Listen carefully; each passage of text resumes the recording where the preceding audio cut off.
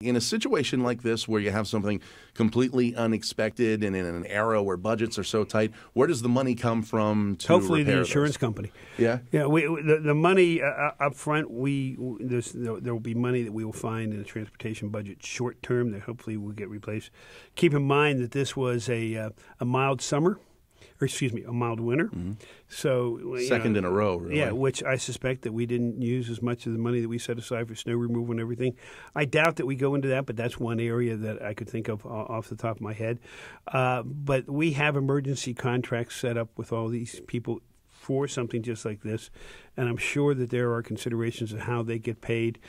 We got a national, I did a state declaration of emergency, went down to FEMA. FEMA approved it, and they actually made the entire state a declared area of emergency because of this, because of the economic impact that this is having on the central part of the state. And frankly, if you think about it, probably on the East Coast, because Interstate 81 is a major artery between the South and the North, going all the way up to hooking up to go into New England. Right, and all of that from one little section of highway that just goes out of commission.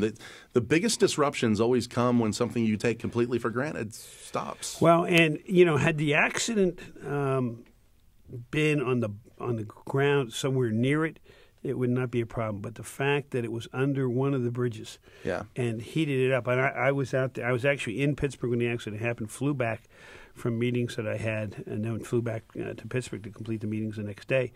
That you could see the twisted metal up there.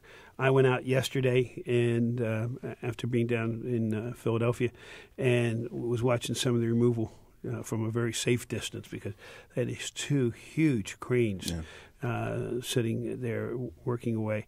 And they have to fix the actual ramp that the accident occurred on, because that's not the one that it got twisted. But I want them to make sure that it's a safe ramp too, because if it's not, we might as well just take the steel out of there and just rebuild the whole thing at this point. By getting the federal disaster declaration, does that free up federal dollars to help? It'll free up federal money to us. Okay.